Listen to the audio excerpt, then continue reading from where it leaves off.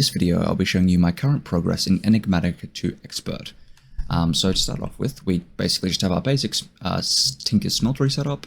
Not much going on here. I need to get this out, but I haven't got around to it yet. Basic engineering workbench. None of this is automated yet. Here I have my IC2 area. I'm currently using a geothermal generator for power, because I was using solar panels and they weren't doing too well. I've got a matter fabricator. I still need to learn more about how this works because I don't really know yet. And then a recycler, obviously, to create scrap, which I'm going to intend to automate at some point. And then just basic blocks for just microcrafting. I intend to automate this at some point, but I'm not really at that point where I can do that yet. I've also got a basic ME storage system. Got a drive here. I need to add another drive to this one. I haven't got around to that yet, but I'm working on it. I've got the terminal. I've got a drawer controller here with all my drawers, so I can have like mass storage in here. Luminous crafting table. I haven't done much in Astral Sorcery yet, but I intend to at some point in the future. This random thing of creosote oil. I've got the basics of a automatic crafting setup. I used to have an ME interface here, but I'm currently in the process of setting up automated inscribers, so I moved it over there, which is something I intend to work on a little bit more before the next video. Now, if we look over here, we have our lava generation. So basically how this works is if I go over here, I have basically an automatic cobblestone generator. This is set to a redstone clock, which causes the block breakers to be activated, destroying the cobblestone.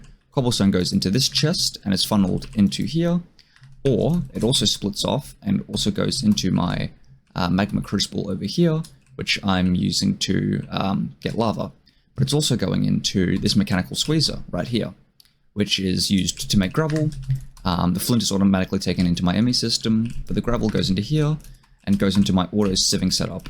I set this up because I was able to get a certain item from the loot of one of those dragon nests, which I melted down to make mana steel. So I used that to make the mana steel gear for my sifter. I don't really know how to expand this yet. I need more mana steel, but I haven't got around to figuring out how yet. So what happens is all of the drops are put into here. They're automatically taken into here, where it's split off into two.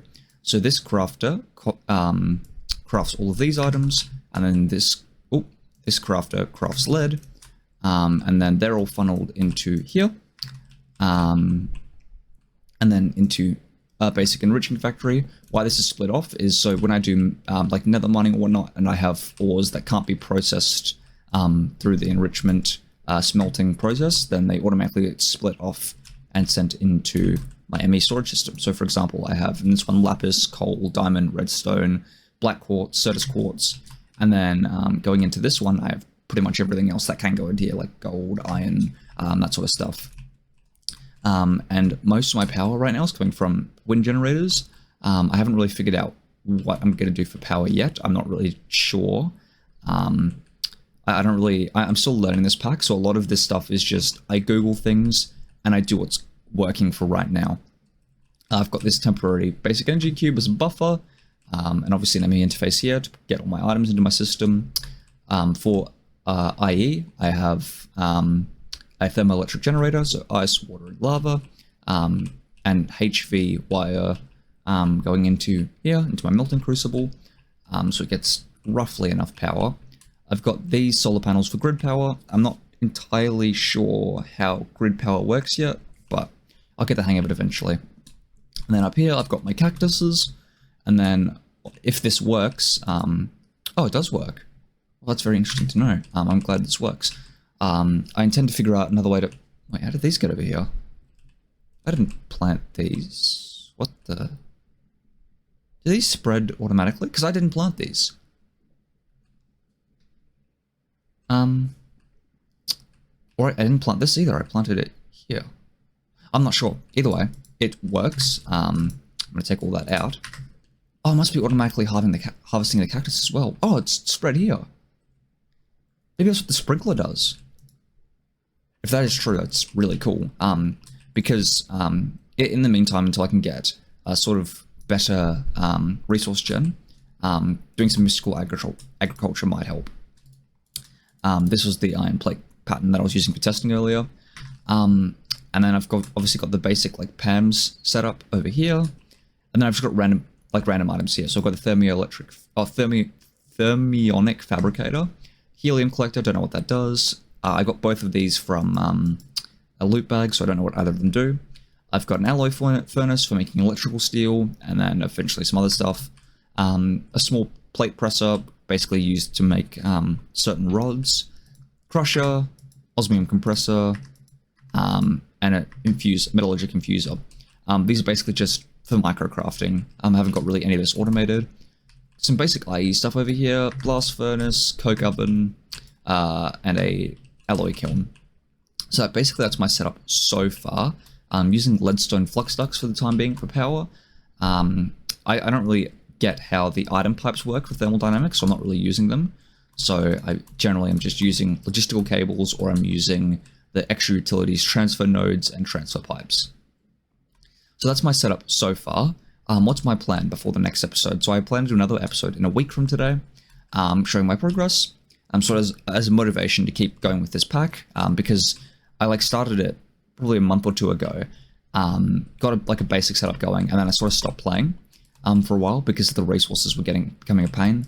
And then I learned about the getting the mana steel for setting up auto sieving, which makes resource generation a bit easier, but also having this setup over here, this enrichment setup, because basically if I go nether mining, a stack of nether iron, I think it's either 2 or 4 per nether iron ore, so I get a lot more bang for my buck out of that, which is why I have a decent amount of iron right now. So yeah, the current goals that I have, I need to hook this up. The current goals I have is automating the making of machine frames. That's priority number 1, because I need a machine frame. I believe it's the this one right here. So I need this for a few items. My big bottleneck right now is this machine frame, which means I need pink slime. That's where my issue is coming in right now, because I don't know how to get pink slime yet. I believe you can do it through industrial foregoing. I think it's the slaughter factory. That's actually fairly affordable. I might move into that. I also want to get some cursed earth for a mob farm. I don't actually know how to make a drop of evil though. Drop of evil. Oh, that's right. You need where the skeleton kills. So drop of evil to make cursed earth, and I'm going to make a mob farm with a mob slaughter factory. And then, according to a Reddit post I saw, you can use mob drops filtered into a diamond anvil and then to an arc furnace to get early game mana steel. However, the problem with that is you need the diamond anvil, and that, like everything else I have, here's where my issue comes in, because I can get... first things first, I need to figure out how to get empowered diamondite. Not really too sure how any of this works yet. I'm pretty sure this might be something that's achievable. It requires 2 million FE, Jesus Christ. So that's an issue I'm having right now. Basic coil I can do. I have this stuff set, for Enigmatica crystals. Basically, I'm just using this. I don't have it plugged in constantly because it's annoying. It makes that constant laser. And then obviously the ender casing, that's going to be a problem to try and get. Ender pearls I don't have any of yet. I need to go to the end. Block of black quartz shouldn't be the end of the world. And then obviously these empowered diamondite crystals, which right now I was considering doing the atomic reconstructor, but that requires bees. I don't really feel like doing bees quite yet. Another option is an empowerer from Actual Additions. That's probably my best idea right now. However, you need mana diamonds, which I don't know anything about Botania. I've never used Botania before. What else do you need? You need zirconium. I have no idea how to get zirconium either. Yeah, I genuinely have no idea. I imagine maybe it's something to do with nuclear craft. I'm not too sure. And then an arc furnace I don't know how to make either, but for the time being, the plan is resource generation and getting a matter fabrication system up and running, because I currently have 1 millibucket of UU matter. And for context, like a machine frame costs 40 millibuckets, so I need better power for my IC2 setup, and then I also need maybe a little bit more scrap. So that's the plan currently, is 1, automating machine frames, 2, automating resource generation, and then thirdly, I want to get a basic auto crafting setup up and running. But I can't really do that until I have more resources, and that's my big bottleneck right now, is I don't want to spend an hour every single day going into the nether to mine the different resources that I need. I prefer to just have them automatically generated, and if I can avoid it, I prefer to not use mystical agriculture. The reason for that is that I know it's very overpowered, and it'd probably be a much easier system to set up, but in both of my playthroughs of All the Mods 9, I've used pretty exclusively mystical agriculture, and I'm not going to call it cheating, because it's not really, it's not, the part that bothers me isn't that it's cheating, it's the part that's just like, it gets tedious.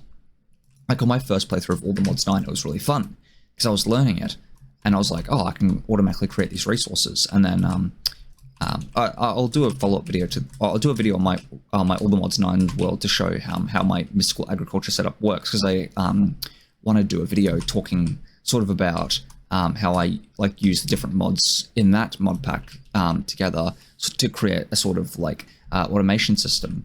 But that's besides the point for right now. The point is I sort of got it optimized perfectly, and it just got tedious where it got kind of boring setting up a 9x9 of water, lily pads of fertility, and I believe it was this, not cyclic harvester, the harvester pylon from All the Mods 9. I don't remember what mod it's from. But yeah, I kind of want to avoid using MA if possible. If it's the best option I have, then I'll go with that. But until that point, not going to use it. I also, probably after that video, so I'm going to do that video, sort of get some resource generation going, and then I want to sort of upgrade my base a little bit, because currently it's just a giant factory floor with this cobblestone wall to keep me safe from enemies, and this one log so I can get back in, because I blocked off my door, as you can see. Oh wait, no I didn't. Oh yeah, no, because these factory blocks, because my door was like down here. Yeah, my doors are down there, so I can't really get out through there. I probably could. I also want to set up a little bit of Tinker's automation. I don't know how any of that works. A lot of this stuff I'm learning for the first time, because like I played modded Minecraft like as a kid, but it was mostly stuff like Crazy Craft, shit like that.